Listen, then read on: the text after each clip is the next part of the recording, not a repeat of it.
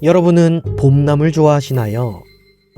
봄은 정말 산과 들에 가득 수많은 먹을거리가 피어나는 계절이기도 하죠. 하지만 잠깐, 혹시 산나물을 캐러 가야겠다 생각하고 계시진 않으신가요? 혹시 간 김에 왕창 캐버려서 얼려놔야겠다 생각하시진 않으신가요? 혹시라도 그렇다면 이 영상이 도움이 되길 바라겠습니다. 바로 산나물을 사랑하는 요괴 남새귀에 대해 대처하기 위해서 말이죠. 아는 만큼 보이는 귀신에 대한 잡다한 지식, 귀잡지식과 남새귀에 대해 알아보도록 합시다.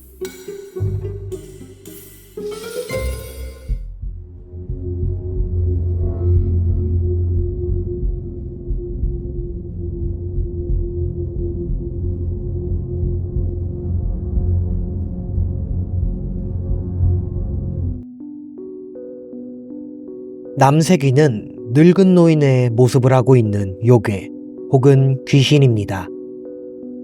산마다, 지역마다 그 모습과 성별이 다르게 나타나지만 가장 대표적인 특징은 노인이라고는 보기 어려울 정도로 날렵한 몸놀림을 가지고 매우 강한 힘을 가지고 있다고 알려져 있습니다.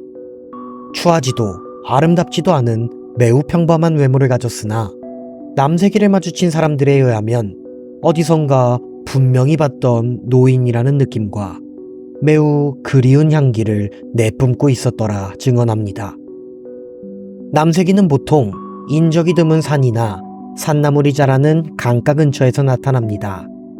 특히 이른 아침부터 점심까지 오전 시간대에 왕성한 활동을 보여준다고 합니다. 언제나 소리소문 없이 산나물을 캐러 온 사람들의 근처에서 나타나며 사람들의 모습이 보이는 먼 발치에서 그들을 따라가며 산나물을 만지작거리고 있다고 합니다.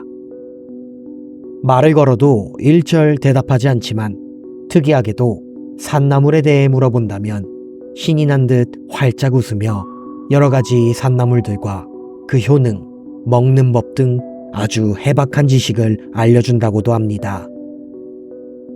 이때 사람들은 마치 친할머니나 친할아버지와 함께 대화를 나누는 것처럼 아주 편안하고 그리운 느낌을 받으며 남새귀를 향한 애정과 믿음을 느끼게 된다고 합니다.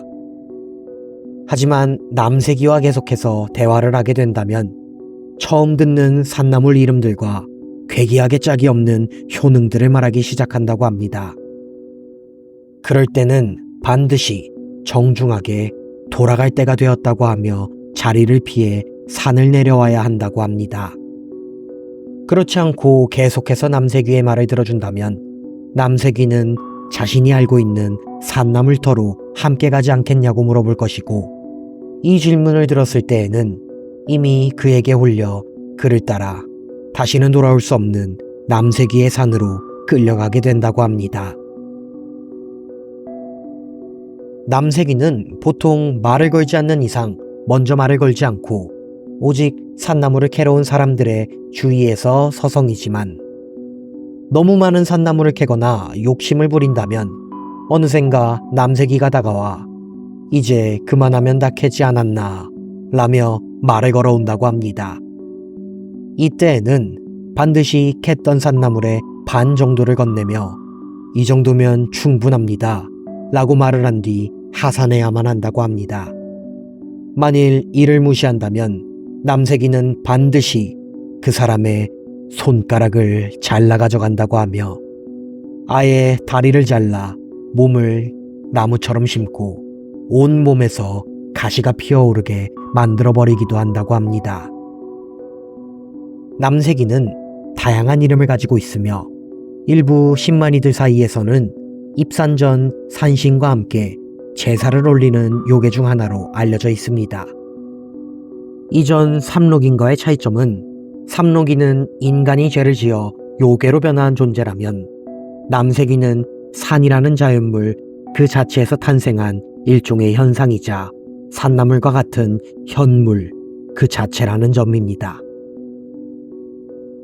봄나무를 캐다 사고를 당하거나 실종되는 사건과 깊은 연관이 있을 수 있는 만큼 산나무를 캐러 가시는 분들께서는 반드시 입산 전 등산과 관련한 여러 주의사항들을 숙지하시고 해지기 전 하산하시면서 안전한 산행이 되시길 바라겠습니다.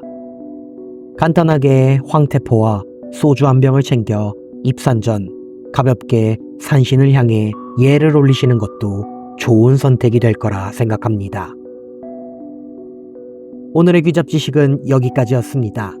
다음에 더 유용한 지식들로 돌아오겠습니다. 감사합니다.